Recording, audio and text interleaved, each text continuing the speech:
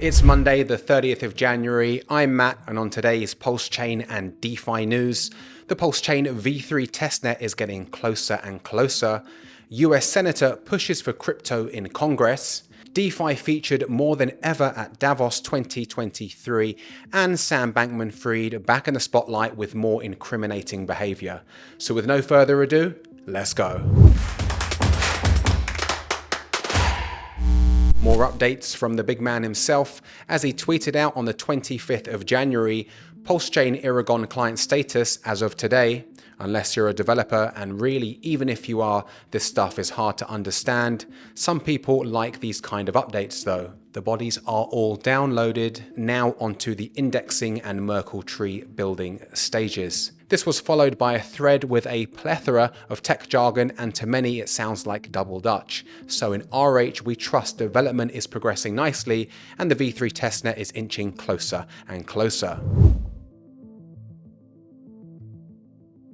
In a sign of Republicans' continued focus on rules related to digital assets, Senator Ted Cruz has proposed a new directive that would encourage officials in the House of Representatives and Senate to work with businesses that accept digital assets as payment. The proposal references areas of the Capitol where digital payments could be implemented, such as gift shops or vending machines. In November last year, Senator Cruz pushed for adopting cryptocurrencies like Bitcoin as a form of payment within Capitol buildings through a concurrent resolution, a type of document that is generally used to make or amend rules that apply to both houses. Reasons why I am so bullish on crypto, on Bitcoin, because it is decentralized and not controllable. And let me give a fantastic example. And while it doesn't need the president's signature to take effect, the measure still needs to be approved by both the House and the Senate. So if crypto is implemented in government buildings, it's a huge stamp of approval from the highest level that it's here to stay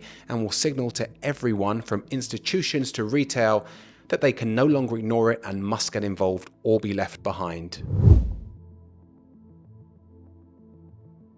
The TradFi sector continues to explore the wide world of cryptocurrencies and blockchain tech, and this was evident at the World Economic Forum in Davos, Switzerland, the spiritual home of suits and ties and possible evil masterminds. But anyway, it was a busy week in Davos with the crypto industry and the TradFi guys and gals rubbing shoulders like never before, but only a handful of crypto-related organizations took part in workshops inside the WEF conference compound.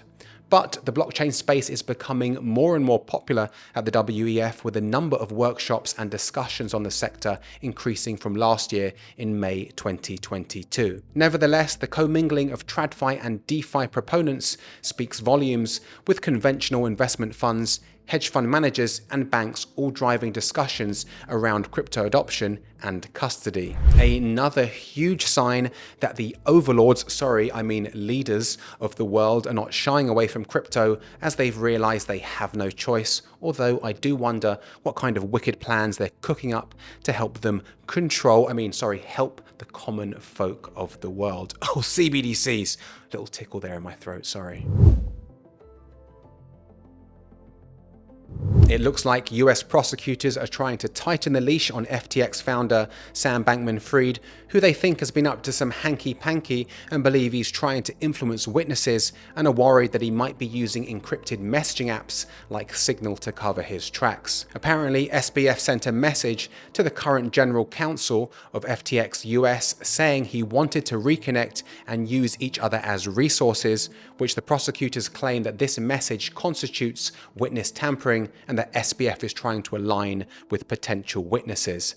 So right now they're pushing to have him banned from using encrypted messaging apps, saying he might use them to evade bail restrictions and pre-trial oversight, with the concern that he might be trying to intimidate former or current FTX employees who might be witnesses at his trial. And if that wasn't enough, the US government says that SBF directed his employees to auto-delete their communications on Signal or Slack after 30 days, making it harder for them to build a legal case. And despite a catalogue of actions showing his lies know no bounds, SBF was released on a $250 million bail bond after pleading not guilty to 8 counts related to the collapse of his crypto empire. So you don't have to be Sherlock Holmes to see the trail of lies, deception, and artifice point towards a man with a lot to hide. But what's hidden in the dark will eventually be brought to light, and time will reveal the full extent of this mess. This has been your DeFi and PulseChain update on Monday, the 30th of January, 2023. If you like content like this, do hit that subscribe button and that bell icon so you're notified every time we drop new videos on the channel. You can also tap the like button and share the video with someone who you think it may benefit. Thanks for watching, and I will see you on the next one.